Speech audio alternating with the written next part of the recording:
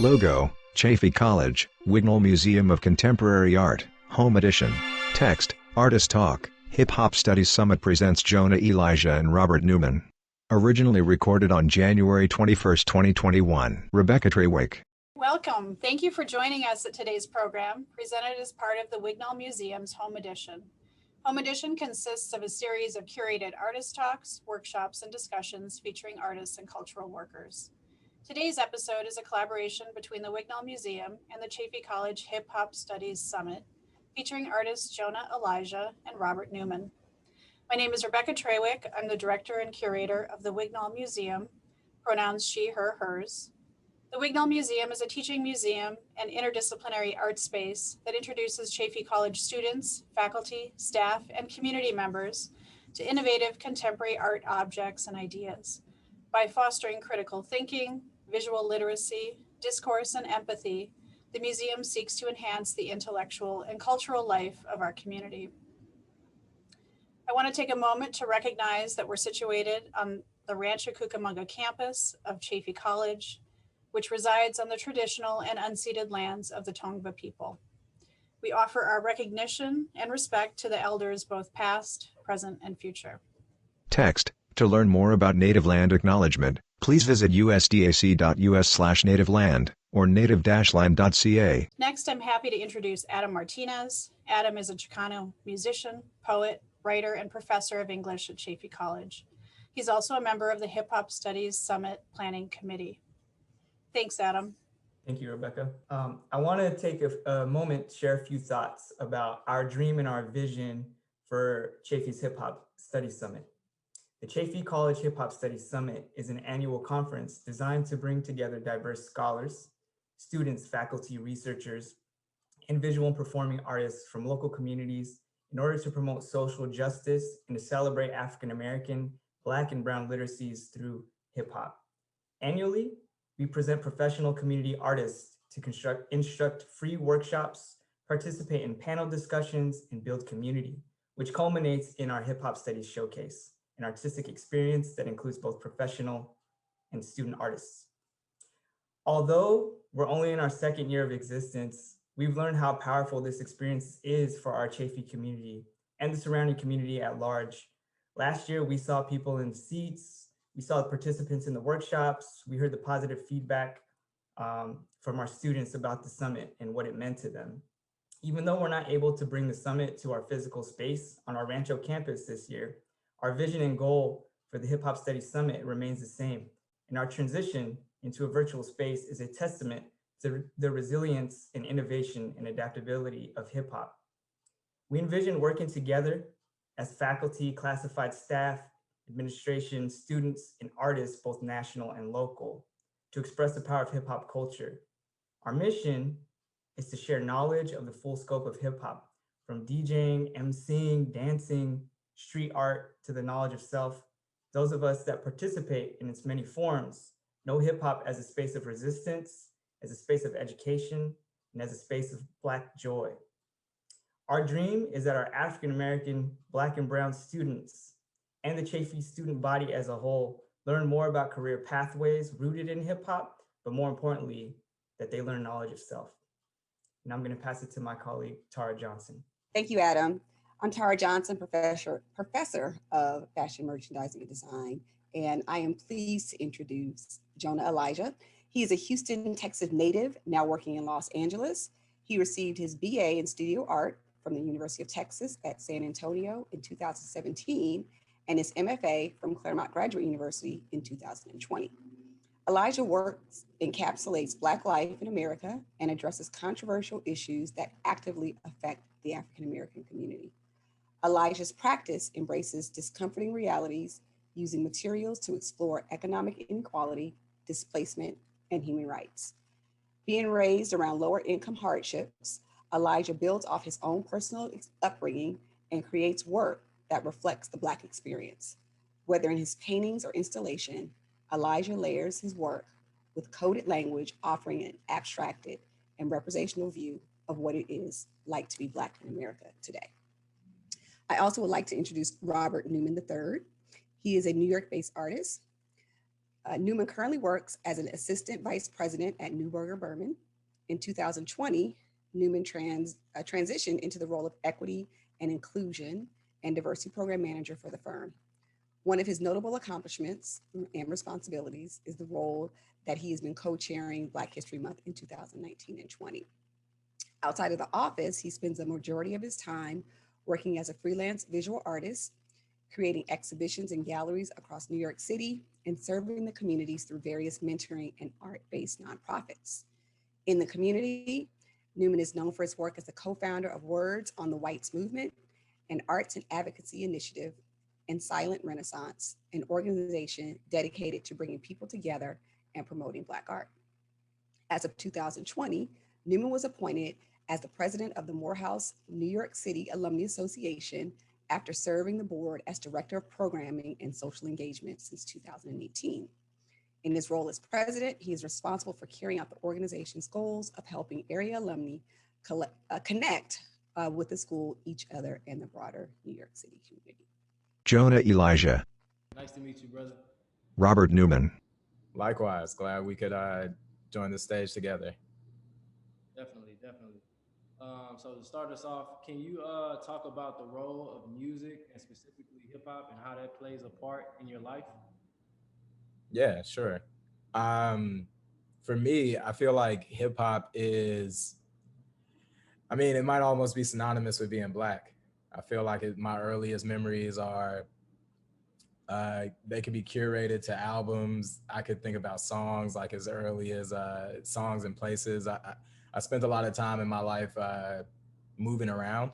Both of my parents were in the military, so literally places, scenes, friend groups, situations, they're all curated to this hip hop backdrop. I have albums that took me through high school, albums that were like my freshman year in college, songs that I had for like the first time I drove my car by myself, like on a long road trip. Like, I think hip hop by itself and music even more broadly, I think it's kind of integral. Like it's the music that I'm listening to that helps me to express myself and understand like the world that is around me. And I think otherwise it's just like Bob Marley says, the one drug that doesn't do any harm. So that's how I feel about music. That's the role it's played. What about you? How has hip hop played a role in your life, your art, and in your inspiration process? Man, music it pretty much plays a big role in my whole life. Like I remember like the first song I ever heard or remember, I was probably like two, and it was Tupac's California Love. And I Mm, just remember how like that melody was getting into the back of my father's Camaro at the time. And I mm, was like, that's like one of my earliest memories. And just yesterday, I was in my studio, and I was reflecting on Saba. He's a rapper, and one of mm. his first albums. And I was like, dang, this is like around the time I started painting, and it was kind of bringing me back to when I first was like getting into like painting and making work, and how like the album was inspiring me, and music just I feel the same. Like you hit every point I wanted to say about music or everything you said about music. I feel the same way. Like a lot of songs and a lot of albums like really took me through high school, through college, those road trips, of course. So I feel the same way. Yeah, Um, yeah. I feel like one of the earliest songs I can remember distinctly like calling out, knowing that this is something that I liked that I was requesting was I want to say it's Master P. It was oh Make yeah, 'Em Say and Silk the Shocker. Back oh yeah. then, I think like growing up, that was it. That's what I wanted to hear. I remember that song specifically. I remember like in elementary school, everybody was like saying in the hallways and stuff. Everybody was like mocking Master P. So that was Hmm. like a big moment too. Yeah. And Okay. yeah, like to keep it going, where do you find your energy and like inspiration and your drive? I wish I could say it was one thing, and I think most of the time when I hear this question, I I could kind of tell folks want to have like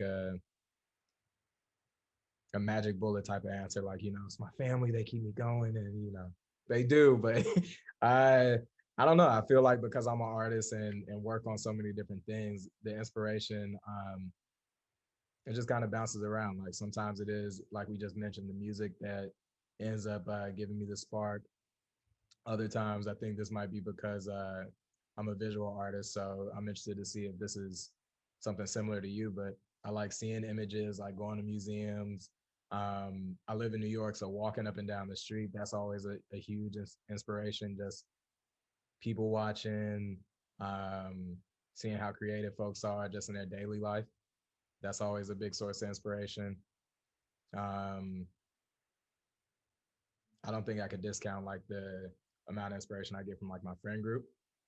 So I think that's one of the things that's always been uh, that I've always been kind of most intentional about. So I always try and keep like a very eclectic friend group, folks who are a little bit smarter than me, more more artistic than I am, more creative, just so I'm always like pulled along.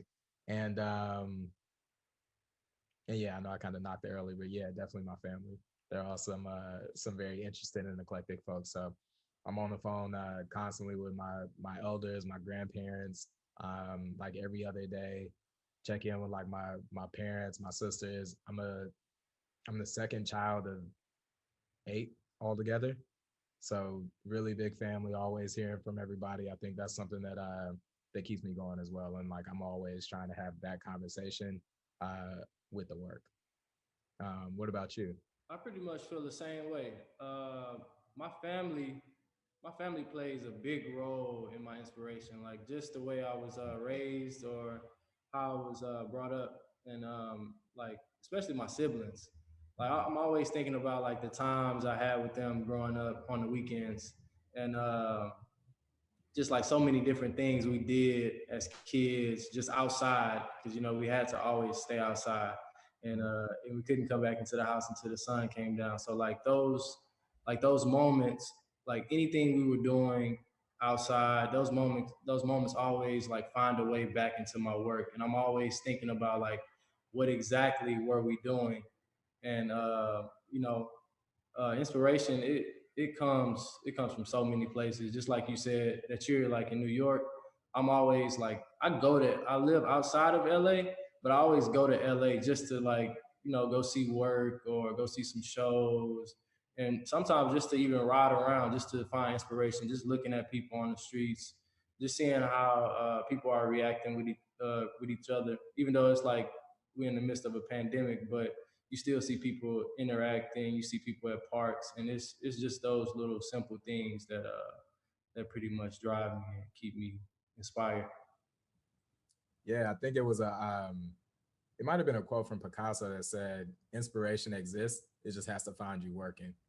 And I Right. think that's always been my kind of relationship with it. Like I think most of the time people hear, you know, what inspires your work, and they think that the creative process is inspiration and then like this big thing that comes out. But in more more often than not, I see it as you're already working on a big thing and inspiration is coming in like throughout.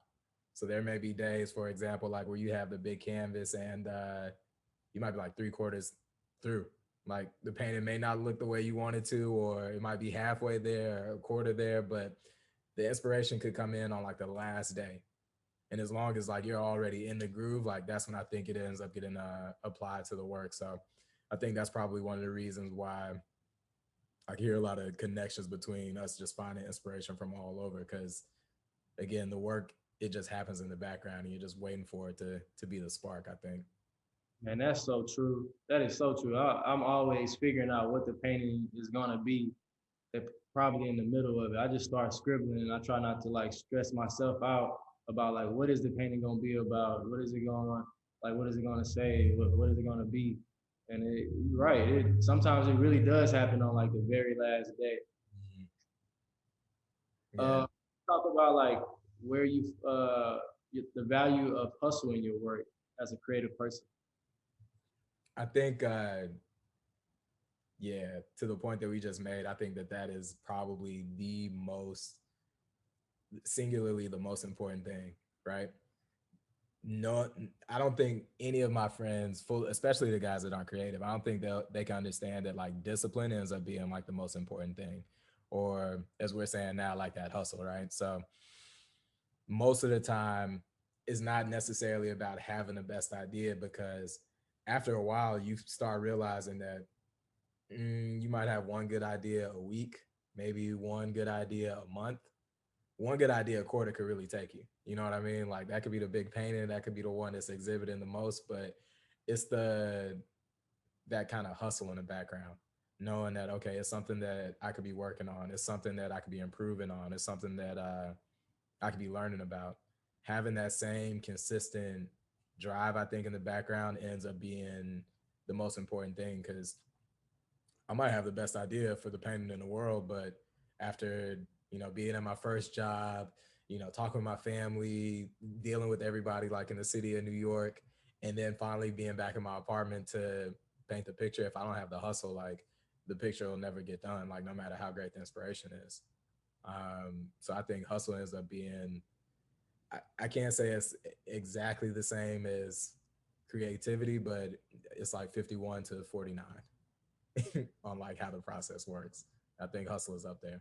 That's a fact. That's a fact. My mom always asks me, she's like, John, when you gonna come home? What are you doing? And I always tell her like, mom, I make paintings for a living. I mean, for the most of my living, like, I gotta like stay in the studio. I have to like always try to come up with something new, or always, just work, just continue to paint, continue to work on the craft. And I think that's for me. I think that hustle has to like stay there, and it's always been there, and you always have to like keep creating and to figure out where you're gonna go next. So, in addition to your professional role at Newberger Berman, you juggle a lot of volunteer responsibilities related to your alma mater, Morehouse, within your community as well. On top of all of that, you continue to have your studio practice and you curate exhibitions. How do you find the balance to like juggle all of those different things and still be able to have a successful like studio practice? Mm. Yeah, I think to the point we both made earlier, I think the hustle ends up being kind of like my de facto answer most of the time. But if I wanted to be more nuanced, I would say I want to say maybe 3 or 4 years ago, I kind of got out of that idea of the box of balance, right? So it's gonna sound kind of crazy, but most of the time I hear people saying like, Robert, I feel like you have one of the best like work-life balances, right? Like you have a job that you're interested in, you got your passion or your hobby that you're doing outside of the job, and you got your friends. So I feel like you just kind of have it all. And when I hear balance, I think people almost like to think about it as like a recipe. Like, I got the perfect amount of work and I got the perfect amount of art, and I just want them to level out. And in real life, it ends up being more so just the hustle part. So it's like knowing that there's a thing that I want to do. Uh, am I gonna make time for it, and am I okay with doing it? Right. So you mentioned being in the studio all the time. Your mom is looking for you, trying to get you to come home. But at the end of the day, you know that the art is not going to create itself unless you're there, like pushing the brush. And for me, once I got over this idea of balance, meaning like, okay, I need the perfect amount of rest, I need the perfect amount of painting, I need the perfect amount of like doing the thing at work, I need the perfect amount of like social and hanging out. I was able to do a lot more consistently. And I think that's where it ended up working for me. So I'm not worried about the balance, but I'm worried about the doing, right? So that shows up on a day-to-day basis of like, I may only paint for 15 minutes. I may get a day where I'm not doing anything. So I get to paint for, 24, 48 hours at a time. Um, Family may be in town and I may not paint for a week, or work may be busy and I may be doing that for like a month straight and nothing else. But it really just comes back to like, all right, if the canvas is there, like, am I going to get up and do it again? Is it okay to like do the 5 minutes, to 10 minutes, to 15, and then find something else? Or am I really trying to make sure that again, I have a full-time job. Am I trying to spend like 40 hours doing everything? And then it's like you trying to do it that way. And you realize that it's not enough hours in a week, right? Um, so yeah, I think that's been my experience, just getting used to like finding, call it the margins to work in, knowing that 5 minutes will get you there sometimes. And sometimes you got to just string the 5 minutes together until you can get to like the full hour. And that ends up working just as well. So I got a question for you. So can you talk about your experience in graduate school? And I mean, do you have any advice for students of color or anybody else that may be watching? And can you talk about a little bit for people who might be watching who have transferred to institutions where they've been like more or less historically excluded? My experience with graduate school was pretty good. It was a pretty good experience for me. Honestly, I was so fresh and really didn't know what I was getting myself into. And I think I was coming from Houston. I was just trying to get out of Houston, and I got accepted into the school. I really didn't even know where I was going. I didn't know it was. This probably sounds a little silly, but I didn't even know the school was a private school. I was just like the new kid on the block, and I'm looking around. I'm like, wow, I really am the only black person on campus, or really the only black person like myself from a predominantly black neighborhood. And I think what drove me, I mean, it was that kind of drove me too. That was like the the igniter in me. And I think I wasn't really too concerned about it that much. I just wanted to work. And I felt like, being that we are excluded in those type of institutions, I think the work we put in, you can't, if we put in enough work and put in, like, really put our passion into it, there's no way we can be excluded. And I think that'll be like some good advice to someone that's applying or trying to go to one of those type of institutions. Not to like focus in on, like, okay, we're going to be excluded. You should just go in, knowing, like, basically I'm the shit. Basically, you should have that type of attitude. And excuse my French for that, but I think, yeah, I think that should be like the motive. Okay. Um, Going into it, you're saying that it wasn't even a second thought for you, that there weren't people that looked like you, that you didn't have any connections or anything like that on the inside. You were just going for it because you knew that that was the school that you were interested in. Honestly, that was the only school that accepted me. So I saw it as my ticket out. So I was just like, man, let me just go, take this big leap of faith, going all the way to California. Let me experience some new life. And I just, I just took that. I mean, I didn't notice. I really didn't. It didn't dawn on me that that those situations were taking place at the institutions too.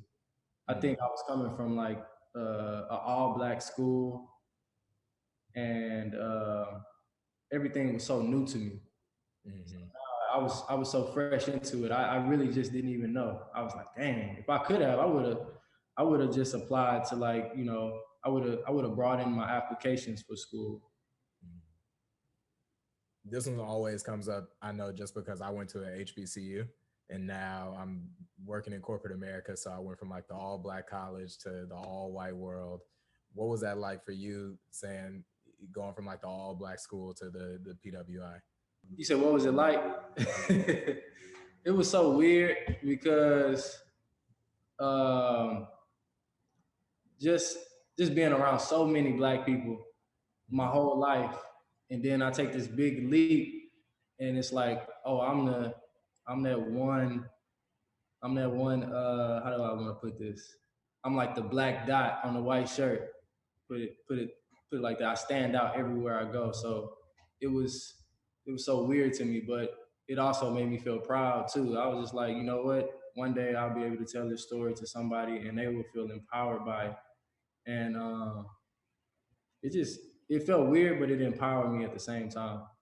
I felt good that I even got accepted into the school, and they took a stab. I mean, took a chance with me. All right, so Rob, your portraits often celebrate luminaries from Black culture and history. Can you talk about the need for representation in the art world and why your focus in your work is on these figures? Or are Yeah, they? yeah. I mean, you mentioned the need for representation, and I think that for the, I guess, headline, that's why I like focusing on the luminaries, and it's not always so luminaries, it's a good word, I think, but I think when we hear it, it's always like we think celebrities or historical figures or whatever. But I mean, it's still a good word for me, right? So like a lot of the times, the portraits that I'm drawing is not just the portraits that I'm painting or drawing. It's not just people that have like a huge historical impact, but the key theme is generally people that have an impact on me. So sometimes it's like family members, sometimes it's historical figures, sometimes it's other artists, well known or local art. Uh, and I think it's something like we just previewed the conversation a little bit. I think it's something that's powerful and almost um, revolutionary for having like a Black face in a space, any space. Um, Whether it's like one person, the only Black person in the room, in a group of like 20 plus, or literally just having like that portrait in the background. Um, and funny enough, like I have a interesting story where I kind of like tested that out a little bit more. Last, well, if it's 2021 now, it was two summers ago, summer 2019. I was able to curate a exhibition at my job, and I think it might be like less than 5% Black employees at this investment firm that I work at, and they wanted all the employees that were artists to bring in different representations of their work. So I remember thinking in the beginning I could do something that's interesting and vanilla, something that's kind of safe for my coworkers, because I just want them to be interested, and ultimately I want them to buy. I'm like, these people have money, so it's great. um, but as I got closer to the actual exhibition day, um, I started asking myself, like, what is the one thing that I could put in here that almost would like disrupt the space the most? And I ended up doing like this huge portrait of Nipsey Hussle.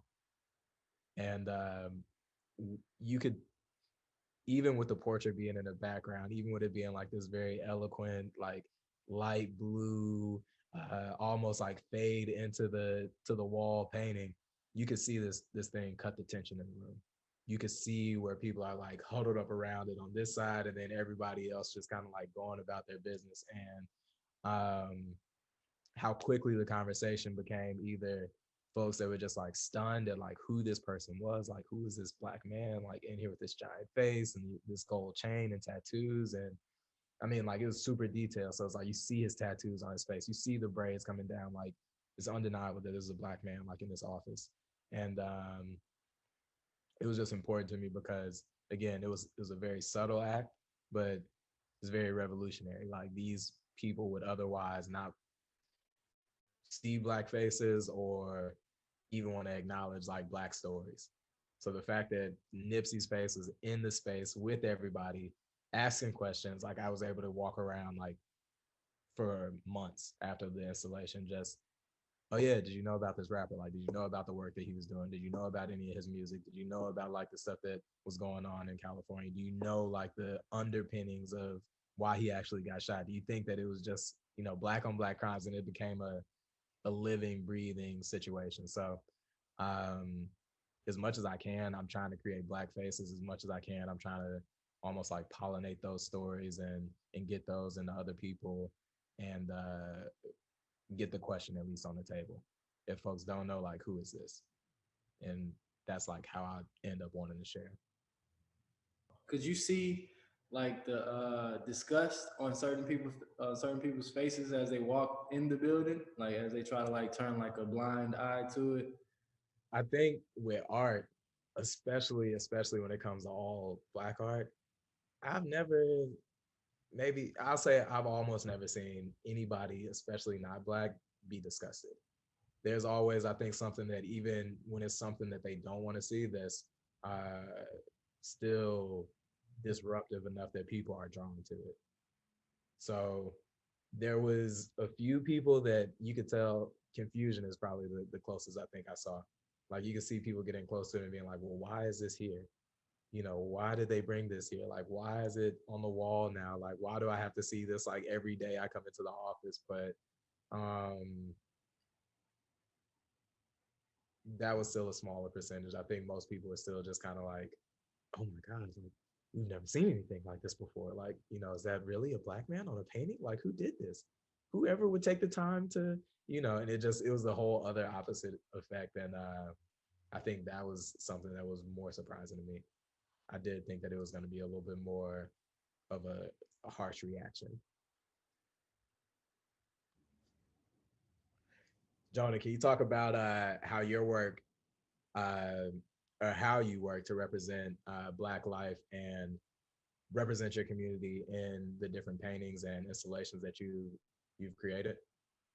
I think I was I was like really I was drawn to Kerry James Marshall, and I was listening to one of his lectures. And let me just rewind on Kerry James Marshall. The first time I saw his work, I was like, I didn't know it was him.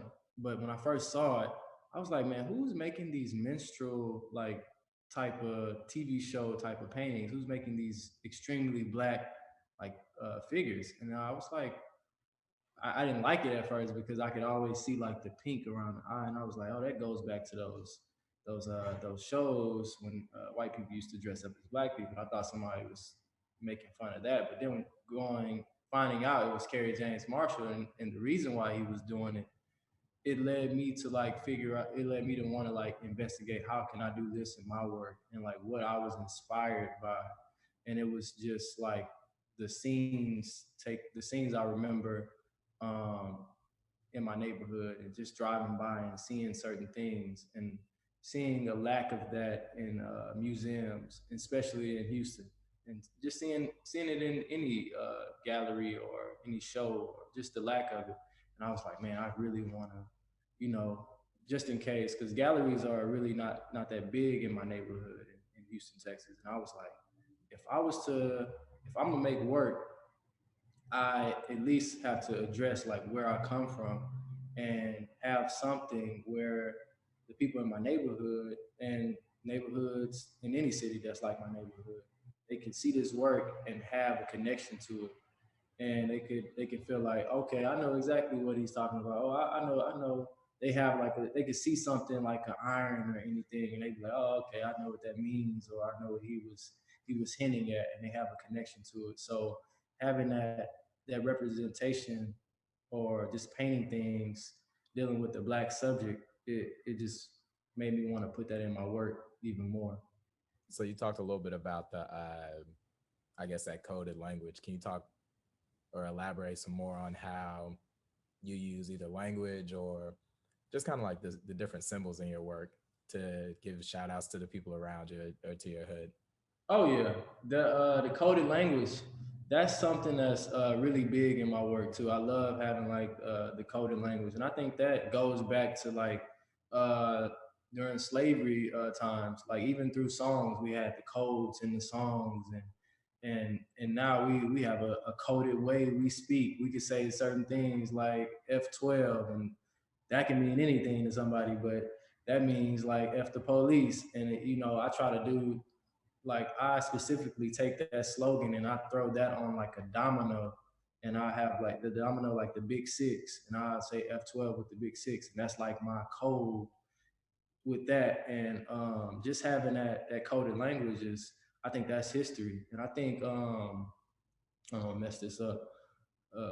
W.B. Du Bois, he has a quote saying, "Always seeing oneself through the eyes of another." And I think that's something that plays a big role in my work too. I hope I'm not misquoting that, but it's something like that. It's in that nature, and I think that that plays a big role, having that coded language in my work. Yeah, I was listening to something maybe a few days ago, just talking about how empathy works and trying to like bring people together. And somebody was just going in on like the Black story, the Black narrative, and how coded language has always been a part of our, call it like American existence, right? The But fact that we've always had to have a keen understanding of the people who were other to us, but like so that we can change our actions, hide our actions, be more amenable with our actions, but also staying authentic in a way that we were able to inform each other, whether that was through the songs, giving the maps out for like how to go to the Underground Railroad, or even just like you said, smiling in people's faces and saying things that was just flat out insults, but it meant nothing to them. So they had no reason to investigate it. So I've I think personally also like look for ways to just hide different codes into the work such that when it finishes, it is something more or less nice, interesting and eloquent to look at. But to the person that again is a little bit closer to my audience, they'll understand where we're actually referencing. Um, okay. Yeah, that's nice. thank you. Oh, Rob, you have created several outreach programs like Words of on White, the Silent Renaissance, um, that really bring art into spaces. What do you think is the importance of these movements in the community, and what is the impact? I think when I think about, I guess, my discipline or my practice as an artist, the objective for me or like my mission is just communicating ideas. So I got into, I guess, programming, organizing, curating, pulling people together because I kept coming back to the question like, well, how can I communicate the idea a little bit better? Or what are some of like the overarching themes, right? So I know if it's me painting a series or coming up with my own like solo exhibition, that's me exploring an idea in detail. But for whatever reason, like I'll do that type of work and still present my work to other people, but I'm less interested in it because I, I'm me, I guess, right? So I know that if I do one painting and I sit there next to it and talk to people, I can go on and on and on about my ideas for ad nauseum. But I know if it's my idea right here and 10 other people with their idea, but we're all kind of singing the same chords. Um, Now I know that it's harder for somebody to come into the space and leave without thinking Black Lives Matter, for example, right? Because they're gonna get it from somebody on that wall, right, before they leave. Uh, so I mean, throughout when I started thinking about my art like that, about the importance of, I guess, the education piece, right? And knowing that by myself I could have an impact, but not necessarily as not as much breadth.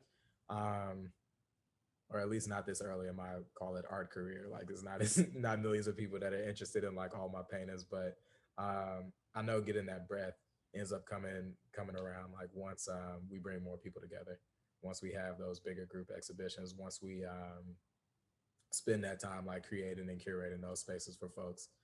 I could not speak completely to the impact of all those different initiatives just yet, but um, from a very personal standpoint, I could say that it's been huge. So, like the artists that I've been able to work with for the past 4 or 5 years, like some of the best practitioners, whether it's been dancers or directors or producers, have come from different community outreach situations via Words on White, or if I'm looking for inspiration now on a piece, that comes from artists that I've worked with via Silent Renaissance, folks that I've like literally exhibited work like side by side with before, and just continuing to like get to those underlying messages. So when we talk about like the coded language, even the art, even the exhibit, like to me symbolic of like the actual conversation or idea that we all want to have, right? So I think the impact on the broader community has been one that, I don't know, it's hard to describe. I guess like it's just been like a teaching and learning community. And that's been something that since pretty much like the beginning of me becoming more or less professional as an artist, that's been something that's been central. Just having that community of people that are wanting to create together, wanting to learn together, and then ultimately like hoping to teach together. Would you say that's what sparked you to start those outreach programs? Yeah, I mean, it's because I think there's a part of me that really is interested in getting my artwork out there, that wants people to see the portraits and paintings and all the stuff that I do. But there's something more. I always tell people like I'm the laziest hardworking person in the world, because deep down in my heart, I'm like, if there was somebody else that could do it like this, then I would stop. I would stop. Like I wouldn't care anymore. You know, if it was one person that I knew that I could count on, like, nah, this person, they're gonna make sure that they're gonna represent. Like everybody gonna know about hip hop. Everybody gonna know about Black people. Like when I come in, it's not gonna be no people that look at me crazy anymore. I stop. I just watch TV. I'd be fine. I'd much rather just paint in my room and like not deal with anybody. But then I wake up the next day and I'm like, oh well, I don't know that person yet. So what do I do? I'm like, well, I could try to be him, but I could go find the other person. So if I find them and then bring like 10 of us in the room, then one of us got to be the person that's going to like help teach or push this thing along. And I realized, I guess it's just always a spirit of collaboration, because I know like I may only have one piece of the story. I may have one sentence of the page. I may have one chapter of the book. But again, with all of us together, we might be able to actually get the message across, get enough people to watch, hit that scale to where now somebody actually is inspired, and then I could quit. I could retire. I don't have to do it no more.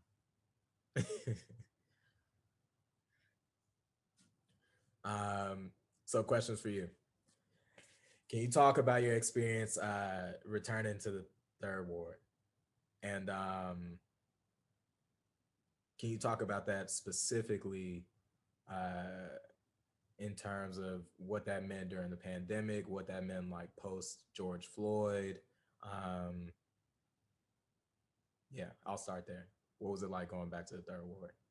It was interesting. I went back the day after Mother's Day, and I went back. I went there in the midst of the pandemic. It was fun, and then my birthday came, and then 5 days later, George Floyd passed, and then I was like, I sat there on the porch and I watched the video like everybody else did, and then I was looking at him. I was like, man, he looked familiar. I seen him somewhere, and then come to find out, this is like someone that is like really close in my circle, and he's like the big brother to like a lot of people in my circle, or kind of like my friends' friends, some of my friends' big friends, and it was crazy. It was just like one of the wildest things. I knew if that was to happen in Houston instead of Minnesota, Houston would have been a war zone probably, just because of like where George Floyd is from and where he used to hang, which is basically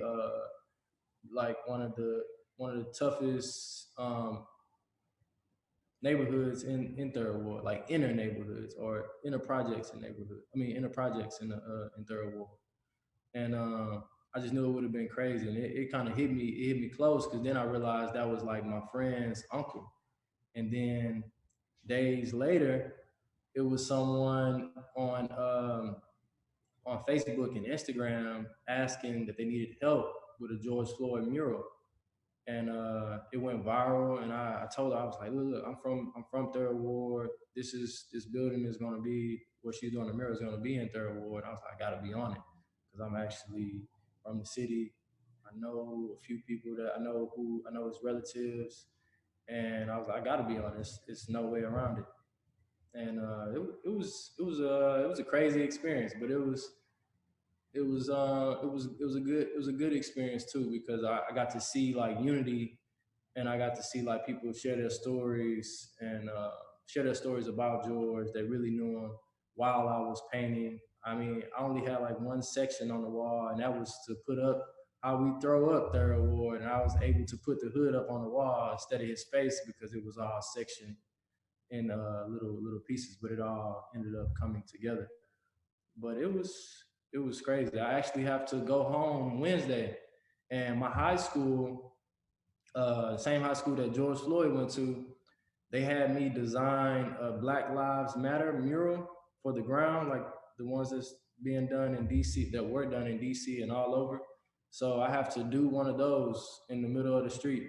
I'm looking forward to doing it, but it's such a big mural. I'm not looking forward to doing it, but it is a memorial for George Floyd, and his family will be out there, and it'll be a big cause. So I know that's kind of off topic, but a little on topic too. But Yeah. it was a good experience. Something I add on to that, or that I'm curious about rather, is I guess, how do you feel in the midst of what seems like the end of the world, like this pandemic, social justice, unrest, and I couldn't even say like all the other stuff that was going on in 2020. Was there ever a time you felt like, okay, I need to be doing something other than art? Just my spirit. It's like I feel like if I wasn't doing art, I'd probably be an activist, a serious activist, and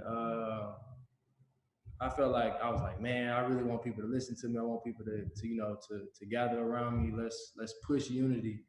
And I think that's what me putting the hood on the wall, that painting, it wasn't just like the hood being on the wall. I was kind of having like some coded language with my dominoes. I spelled out, I put this on the wall, but I had dominoes spelling like a, like the dominoes coming together like this, like kind of like making out an A, and I had a R and I had a D, and it basically uh, was saying third ward. But with the dominoes, I was trying to say like we can build together. If we lean against each other, we can hold each other up to to do what we need to do to be able to. Because when dominoes come together, that's usually in the game of domino. That's when things add up, and that's when you start to like multiply. And I was saying that, and I made the dominoes red, black, and green. So I was saying in this community, we could hold each other up. And I think, yeah, if I wasn't doing the painting, other than paintings, I probably would be trying to like, unify us. Even though I'm doing it in the paintings, trying to, but if I wasn't, I have a microphone walking down the street with my speaker, like, come on, y'all, we gotta get this together. Or, just trying to stop certain things going on in the neighborhood, which could lift us up. I mean, we just came out of like one of the most impactful years of probably our lifetime, for sure. How did 2020, if at all, change your practice? How did it impact the work that you did? I think before the pandemic, I was talking about like Black life and how Black lives matter. And I mean, it really didn't. It just enhanced it. It just enhanced like what I wanted to talk about, and it led me to really to try to get more creative in that topic. And how can I not be so cliche with the work, So trying to figure out how can I be creative and not, yeah, I'm trying not to say the same thing, but yeah, just trying to be more creative with that subject matter. And yeah, what about you?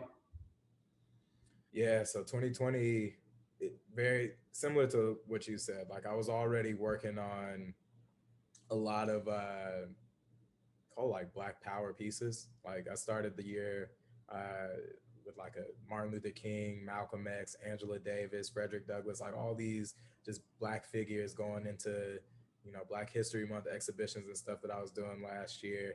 And then all of a sudden, the world stopped, and we ended up getting locked at home, and then George Floyd and everything else. And I think for the first time in a long time, it made me, in a very scary way, like more conscious of my work.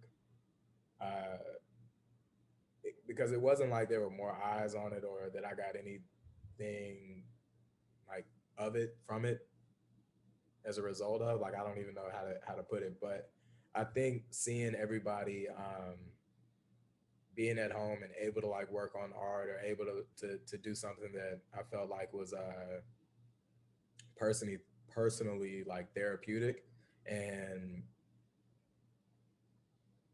maybe even meditative, right? Like as we were going through such a hectic year, I felt like, this is an outlet that I have that is helping me to kind of go through this whole situation. But maybe last April or May, it really started to click that there's a piece of the discipline that actually is like not just storytelling from like my personal story, but how much of this am I supposed to be storytelling on behalf of like other people? How much of this should I be given to like the community around me? So like I always create for the community, but how much of this am I supposed to be a witness to? And I think that from that question and from that thought process, like towards the middle and end of the year, like I really tried to tell not just my story, but again, highlight the stories of folks around me a lot more because again, I started realizing like where my story had taken me, the things that I had gotten exposed to, and then now, especially because like I'm in New York, but I'm in Harlem, right? So I work in financial services, which is one New York City, and then I live in Harlem, across from the projects, which is the second New York City. So everybody that lives in the finance world that had to work from home was super comfortable. I'm getting on these Zoom calls. There are people that are like, calling in from the Poconos. I'm calling in from my house up in, the Hamptons or something like that. And it was very strange to see people literally living a different existence and then walking outside to the corner store and seeing people that, I knew just lost their job, or I knew couldn't get like groceries, or that couldn't get a mask for like the first 3 or 4 weeks, or we're still trying to get services. So it just became a whole different a level of, I think, connectivity for me for 2020. It really just made me like a lot closer to my work and like some of the stuff that I was trying to say or show. Being that we're so used to like being in our own artistic realm, and we're used to like being to ourselves and seeing people that's so used to being around people and them having to like come back and be in shelter, and see that was kind of shocking too. It was a shock to me. So it just like, dang, I have an outlet. A lot of people don't have an outlet, and or they used to have an outlet and they don't really have it anymore. And to see that, it kind of like made me want to like engage with my work a little bit more and figure out like what type of messages can I put into the work that can engage them. Yeah, not that. In your experience, how can public art serve as a source for activism and healing? I know you spoke about how the mural ended up incorporating a lot of the messaging from the Third Ward. So maybe you could dive into that a little bit more. Like, what was some of the feedback that you got from that? I'm replaying like a scene when I was on the wall, and it was like somebody passed by. It was several people that passed by. They would just roll down their window. They were like, yeah, yeah, just to see how like happy they were to see the community come together and put something so beautiful on the wall, and just to see a representation like of themselves on the wall too. Just seeing the hood up on the wall, seeing like, even though this was a sad event that took a tragic event that took place, but seeing something beautiful that come out of it and see like the community come together. Just I think um, for some people it gives them hope that there is unity in the future somewhere, and community is taking place somewhere, and it could take place. I think it was so many great moments just seeing people like pass by and be so happy to see George Floyd on the wall, and people share their stories about George Floyd. I was going to ask you, how did you feel about the how can public art serve as a source for you as well as activism and healing? Yeah, um, I think that public art ends up being we've kind of overused the word inspiration, I guess, but like the spark, right? And in spaces that are normally, to me, kind of stagnant. I mentioned earlier the exhibition I was able to curate in my office, and I think that ended up being like a really good example because for like how public art or how public creativity can serve as like this healing and activism. When I took that portrait in of Nipsey Hussle, I want to say it was like maybe a few months after he had passed away, right? And I mentioned that the population of Black and people of color at my office is like less than 5%, but it was something crazy, like nuts that happened after they saw this painting in our like corporate headquarter building, right? I started having like Black coworkers coming up to me like literally in tears uh, because one, I was not the biggest Nipsey Hussle fan. I'm not saying I wasn't a fan. I mean, like when I saw people's reactions, I realized that I thought I was fan number one, but it was some people that were like that were up there compared to like where I was, right? So being able to just see their reactions showed me like, all right, this is a thing. Like there's some energy that's being moved around here. It's not just like me working on canvas or people looking and just kind of admiring it for the aesthetic sake, right? Um, Two, I remember people coming up and reacting to me almost like viscerally because they just couldn't believe that there's like something so kind of big and in your face and it was so Black in this predominantly white space. So um, even the conversation around that, like people seeing it on like the floor that it was installed on, coming to my floor to find me, and then us all having the conversation afterwards with, you know, the coworker that sits next to me that didn't know about the art, the coworker that knew about the art that had no idea like what I do on a normal basis, and then me in the middle, all of us having the conversation around uh, Black art, Black lives, like Black violence, Black communities, like so on and so forth. It just became like this story that kept going on and on and on. And it did. Like there were more people that continued to see the art. I think there was a reporter that came into the building and saw it and ended up pushing the story further, right? So being able to see that, I was able to, I think, get a better appreciation for like how the art in public spaces can really like transmute emotions in ways that the stuff in like my background can't really do right now. um, so yeah, no, I think it's like hugely important. I was able to see in Harlem, like they put a few streets down the block from where I stay. They had one of the huge Black Lives Matter murals as well.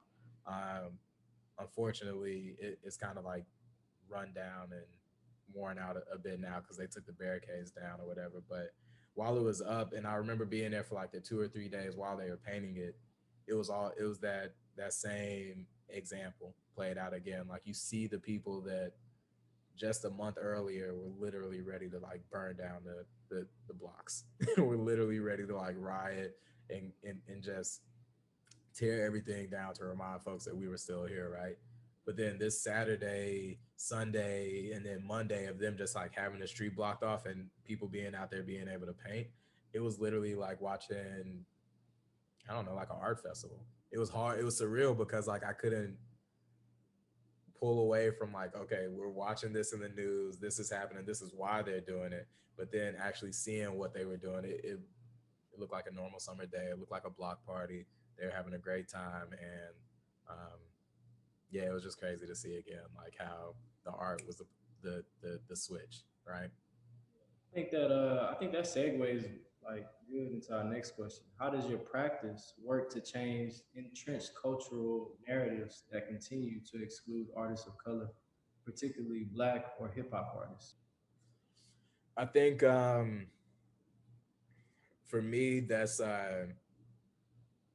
it's kind of like some easy answers. Some with the people that I'm painting, the people that I try to portray in the work.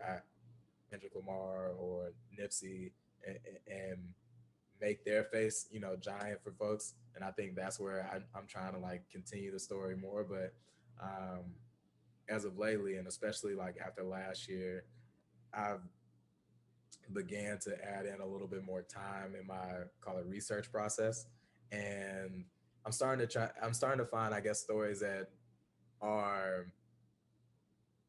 are radical in ways outside of just my personal palette. That's the best way to say it, right? Or the best way I could think about it right now. For example, there were James Baldwin is a good example. He's an artist that I paint all the time, and we wouldn't necessarily think about him as hip hop, but he was like a big figure like around the world, but especially here in New York and in Harlem. And I think about how important intersectionality is in telling those stories or in like the activism piece, and how I'm like a black person that grew up born and raised in the South, and I'm like, okay, I know black people understand what Black Lives Matters means, but then when we start having things like Pride Month, or we want to talk about like the LGBTQ community, it ends up being like more of a rift. And then black people, especially like around the Bible Belt, are like, wait a minute, what?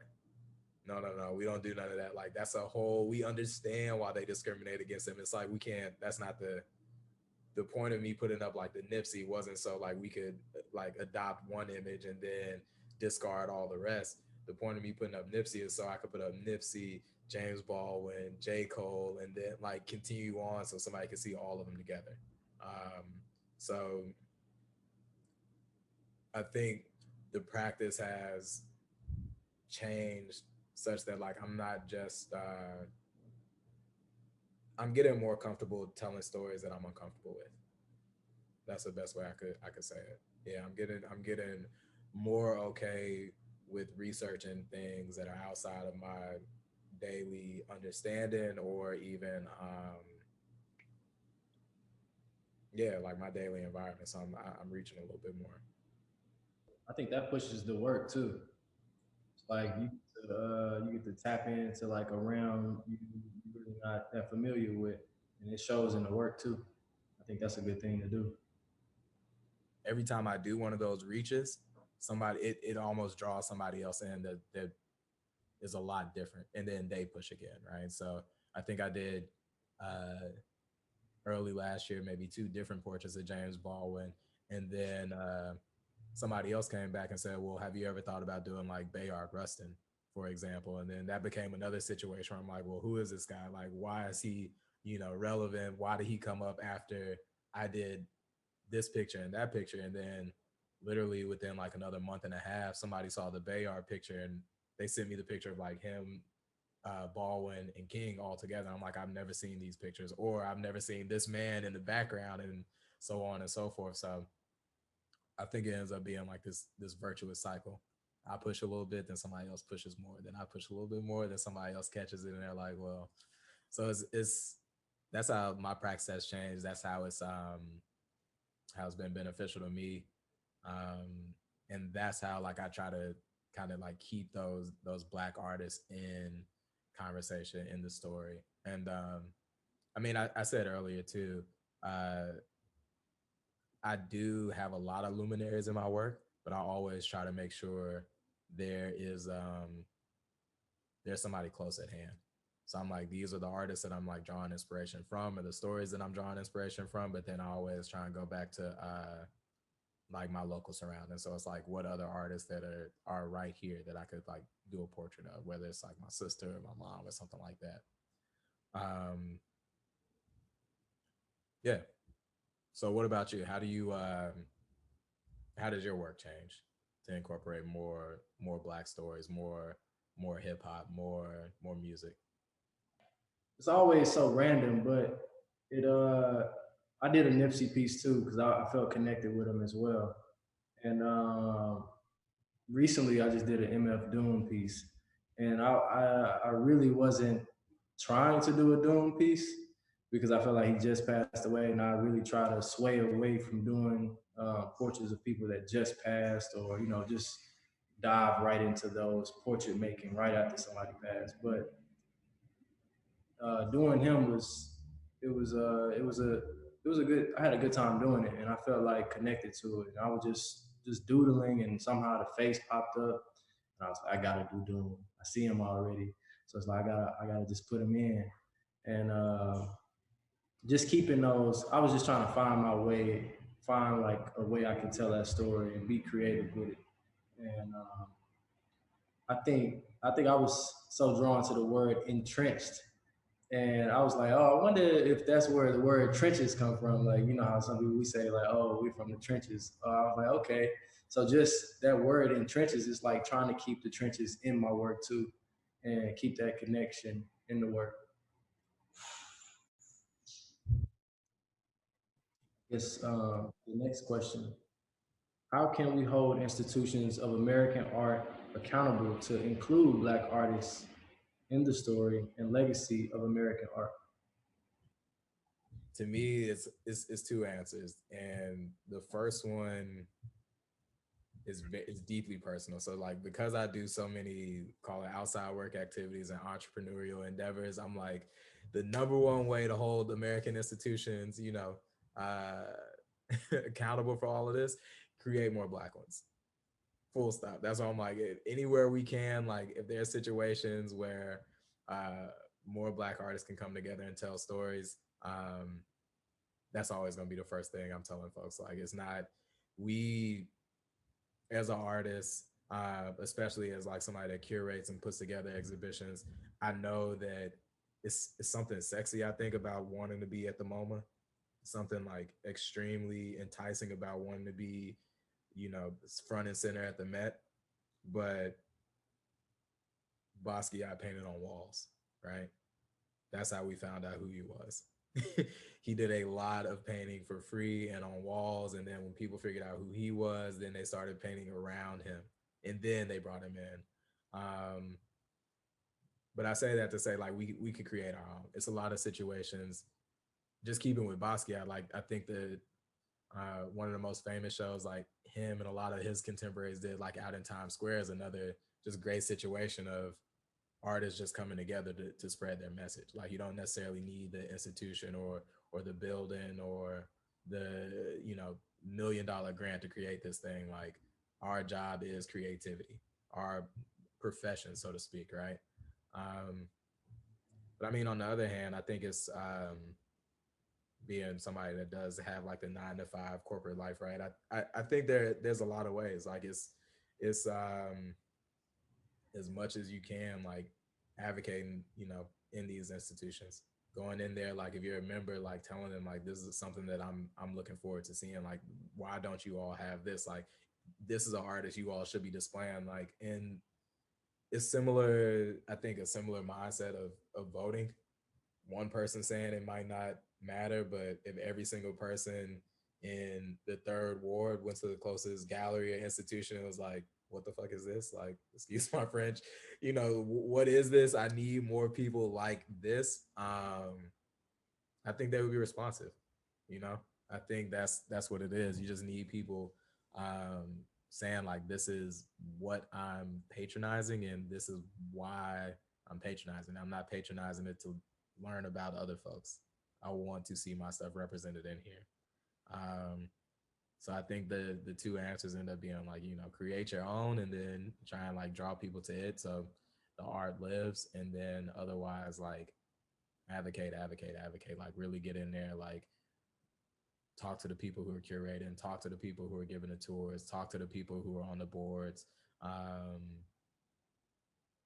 donate money where they do a good job at. So again, if in New York, like the Brooklyn Museum is a pretty good just standalone institution. It always has like Black art. The Schomburg is a museum or like research institution that always has Black art. So for me, that's who I donate money to. Those are going to be the folks that like continue to get the actual institutional support. And I think it's just about having like that type of intentionality, like knowing where you put your resources at, knowing that you have a voice and can speak up, and then afterwards knowing that you have some agency and knowing that you can create.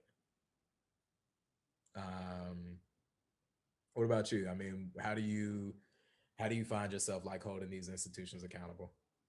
Oh man, I question myself about that, every time I go to Houston and I go to the Museum of Fine Arts of Houston, and it's I get so frustrated every time I go to this specific building. It's like the main building at this museum, and it's like I go upstairs and they can have like it's huge. It's just like a bunch of rooms of just classical art, and I'm just like, man, when is this gonna go away? Like, if we can at least put it in storage for at least a couple years because it's been up there for so many years. It's like, when is that gonna like not die out? I'm not saying the history has to go away, but I mean, really though, what are the stories really telling? And like, what are these stories about? And it's like it has to be a change in there. They can't just keep those paintings up. I mean, they can do whatever they want, but I get so frustrated every time I go in there. I'm just like, man, this is so dated, and it's only drawing a specific crowd there. It's like I feel like if there was, I want to hold them accountable. I want to do what you said and actually go in there and go, not go crazy, but kind of like talk to someone and be like, man, come on, like we at least need some representation here somewhere. Yeah, you just take the pink paint and you just throw it on the wall and tell them we don't see it anymore. There's uh, so many of them though. It drives me insane. yeah. I think doing and like you said, doing for self too, like having our own shows or holding ourselves accountable and putting our money into places that have um, they have our representation. Hmm. Yeah, I know like the advocating piece ends up being, I'll say easier said than done, right? But in New York, it ends up being a big, I want to say like avenue just because we have, because New York is unique in that it has so many cultural institutions.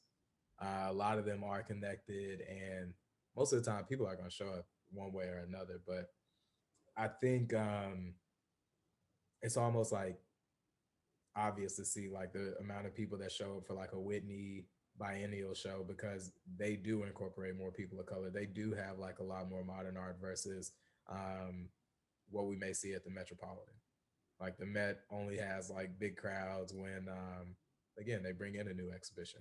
So I think as people start to see that, start to see which ones are the more interesting ones when they see like this is what brings the crowds out, um, they start to change. I know like Brooklyn Museum has been doing a great job with like they do these programs called like First Saturdays where they literally just turn the museum into a party every month. Uh, and the amount of like just foot traffic they get from that is just it's insane. It's insane, and I've started to see like more museums adopt that model as well. So I think that the advocating piece is big, but again, I understand that it depends on like where you are and like how well folks are able to do Right. I probably would be the only guy that's tripping in Houston. that. I don't think nobody else has a problem with it because I don't see nobody else talking about it. Uh, are there any artists or creatives that you recommend? What other creative media do you watch, read, listen to for inspiration, or Mm. listen to? uh Artists that I would recommend. Um, That's a tough. Visual artists, yeah, it's I'll probably come up with like two or three and throw in a few more towards the end. But like the first one that comes to mind on visual artists is Kehinde Wiley. I want to say he's born in LA, or maybe he's from he's I think he's from California, or at least educated out there. And in terms of like inspiration for me, he ends up being probably like one of the biggest sources. His paintings are very uh, flamboyantly colored, very brilliant pictures, very, very, very large scale works. So I think it's something awe inspiring about that, especially because this guy's always doing like these black images. Um, and I appreciate the fact that I think I've even seen him say this like in articles where he tries his best to create like these eloquent images to have almost like the most uh, not even absurd, but just kind of like very in your face conversations, right? Most people know him from like his work that he did with Obama for the National Portrait Gallery. Um, if anybody was in New York for like the past year and a half, you might have saw he did this statue that was in Times Square for like maybe 4 months called Rumors of War. And it's literally like this black man on this giant horse. And when I say this statue was big, like it was the biggest thing in Times Square for 4 months. It was huge. And yeah, so anyway, favorite visual artist, I always recommend him. In terms of listening, it's a new artist that I don't think he's that new, but new compared to like maybe Drake or somebody. But his name is Coda the Friend, Kota the Friend. Um, this guy's like from Brooklyn. He's a rapper, more like in the hip hop vein as opposed to like the straight rap. And I think he's been very inspiring because he's a relatively young dude. I want to say he's like 24, 25 now. I think he has like one son, and in all his music, he just literally talks about like having a kid, being from Brooklyn, and wanting uh, better stuff for the Black community. So it's like you have a 26-year-old or 25-year-old. He tells stories like he's somebody's like uncle or grandfather. But it's a solid dude. I appreciate him. Um, yeah, so that's who I always go to in terms of visuals for inspiration, and that's what I'm listening to now. Those are my recommendations. What about you? Anybody? I guess I did listening and visual arts. What about you? Do you have a visual artist you could recommend? And what about reading? What about any authors you would recommend? Yeah, definitely. I got some authors. Man, I was sitting here thinking of my artists the whole time you were talking, and I'm still not ready. Nah, I think a visual art. I start with my visual artist. A visual artist, one of my favorites. I would have to go with. Man, I got a lot of favorites. Right now, my favorite is a performance artist, and his name is Daniel T.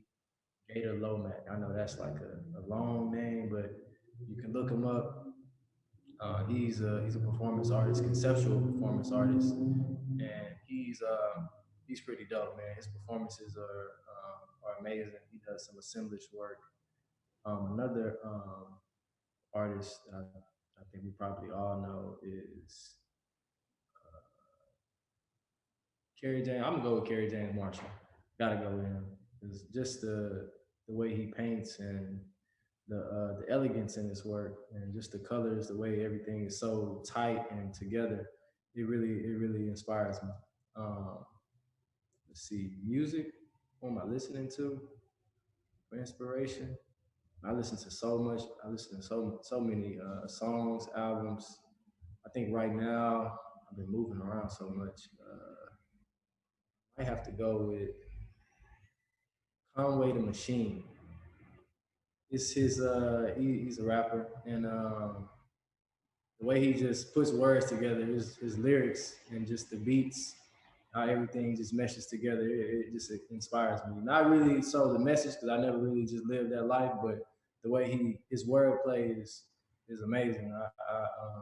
That inspires me a lot. So Conway the Machine, and author I'm currently reading is Elijah Muhammad, and I think that's been really inspiring to me right now. And his messaging, his message and what he provided for Black people is truly inspiring to me. I think he's an awesome author and Black um, activist. Was a Black, I mean, was a good activist. I feel like we might have talked about this already, but outside of art, I'll make it a little bit more challenging. Outside of art, how do you prioritize time for self care and mental health in your life? Man, somebody asked me this, and I was like, "Dang, what is?" I don't know if I really do self care a lot. I think self care is. I think to me, self care is. I give you what I think self care is. I think it's like me taking the time out to like edge myself up, cut my hair. Um, but anything other than that, man, I don't really do too much self care. I think after I do this mural For my high school, I think I'm gonna actually take a vacation, and that'll be my first time actually, taking a stab at like self care. I would probably go to a beach and just lay out. I don't even care about the virus right about now. I just need a vacation. So yeah, man. What about you? The biggest thing I think I do in terms of like self-care is probably be talking to family, but really just like, even it could be friends, family, coworkers. It's just like anybody I can have like an engaging conversation with. Um, Usually I don't care too much about what the subject matter is, but um, I'm a person, I'm opinionated. I like to argue. If I heard a little bit about it, I think I know all of it. So if somebody, if I just watch a documentary about like Bitcoin, I'll be on the phone arguing with somebody like I'm a Bitcoin expert. So uh, that's one thing. Like anytime I can get kind of lost in conversation and ideas with people, I feel like that's something that restores me a lot. And I don't know, taking time to like be still. So not necessarily, I don't have to like go too many places or be on vacation or anything, but sometimes it's like super intentional, maybe like 5 or 10 minutes to sit down and just meditate, or otherwise just being able to just turn everything off for a second. Um, it doesn't happen all the time and it probably could happen more, but right now it's like good conversation and taking a second to unplug. I think that's how I self-care outside of art. And also working out as well, and praying. So I think that's like my self care for me. Just thinking about that. It's hard. That's why I threw the, outside of art one in there, because really the art ends up being such a big one for me that definitely like having the conversations, definitely like the meditating. But if it's more than like maybe 4 or 5 days without painting, I can feel that. I can actually feel like my body going like, what is happening? Like it's just like sloggy and jerky and anxious and just like so that ends up usually being like full stop. That's the one. And I know like when I got a Art Jones just like in my bones for a few days, but um yeah, I think outside of that it's gonna be like just connecting with friends and family. Um Last question for you, and I think this one might be two parts. The Hip Hop Studies Summit was built on KRS-One's idea that all pillars of hip hop lead to and culminate in knowledge of self. What have you learned about yourself through hip hop? Man, I've learned so much through hip hop. I think being that my father raised me like on a lot of like early like '90s rap, and being that he was like during that time he was like super like quote unquote woke, and he was listening to people like KRS One, and he was listening to the Brand Nubians and thinking about blanking on different artists, but he was listening to so many artists that were putting in the message in the raps, and at the time I didn't really like it, but now like going back to it and that I'm reading certain things and I hear it in the music and I see it in the books, and I'm like, okay, this really has a like influence on me, and it really teaches me that knowledge of self. I think sometimes too, it just gives a little bit of flavor to it. It just has those beats to it, and I think that's the way it hits me through like the music. What about you? I mean, I think over time, the biggest thing I've learned about myself through hip hop is that I think that it's okay to like be different, and it's kind of weird to say because it's like knowledge of self. Like I've learned, of course, more about myself through listening to music, through listening to hip hop, but I think hip hop in particular has really kind of opened up my eyes to this idea that Black people aren't a monolith. Like, it comes up all the time. Like, I went to HBCU, like, I get that, you know, all of us aren't the same, but just being able to like hear the music, go through these stories, for me, it's almost like anthropology, right? Like being able to hear the different ways that they use language, being able to hear the different ways they express emotions, even as we started, and I think I credit a lot of this to like a lot of our modern hip hop artists. People are just different. Like in the early, call it 80s and 90s, even in a few situations, like maybe let's say New Orleans and like bounce music, for example, like you get these extremely easy templates that people are filling out and like continuing to make music. But I want to say like late 90s, early 2000s, then you start getting artists like Drake, and then you start getting artists like Wayne, and then you start getting all these folks that are like, you know, I'm really just going to go with it, right? I'm really going to bring you who I am, how I want this to sound, like what I want it to look like, how I want the art to be. For me, that kind of like just let me know, like, all right, there's a lot of me that's still like kind of left to explore, one, and two, it's a lot more fluid than I think. Like we got artists like Lil Wayne. I think he's an interesting example because he's like so prolific, and we remember like he was one image particularly for like the first 10 or 15 years of his career. And then after that 15-year mark, like after he got all the trophies and accolades according to like this one Lil Wayne, it became a switch. It became a switch. It became a pivot. It became a pivot. And he was always a little bit ahead of his time, I think. But then 5-10 years after like each one of those switches that he did, he ended up defining like a whole new type of music or a type of hip hop. So I think the biggest thing I've ever learned from like hip hop industry, hip hop music, hip hop art is that it's really just about like understanding who you are and then being okay with expressing that. And I think that's it. Rebecca Trewick. What a great conversation, you guys. Thank you so much.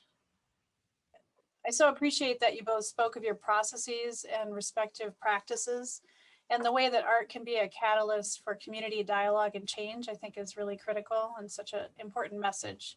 And I appreciate that both of you, you really embrace, or you have a sense of responsibility to reflect Black life, Black joy, and Black activism. So I applaud you both. I think it's really incredible. So what a generative, beautiful conversation. Thank you both. Thank you for having us. Hit us up at chafeehiphopsummit@gmail.com. If you're on Instagram, follow us at chafeehiphop. You can follow me on Instagram at Jonah.Elijah, Jonah Elijah. And my website is jonahelijah.art. And if you guys want to follow me on Instagram, my name is Rob Newman III. So follow me at ROBNEWMANIII. That's for Instagram. And I think it's the same for all of my social media platform, actually. And my website is robart.com, spelled a little differently. It's RXBART.com. Text, access our schedule of programs and recordings, chafee.edu/Wignall. We ask that you complete a quick online survey that will help us as we evaluate our online programming and plan our future programs. tinyurl.com/Wignall Spring 21 Visitor Survey.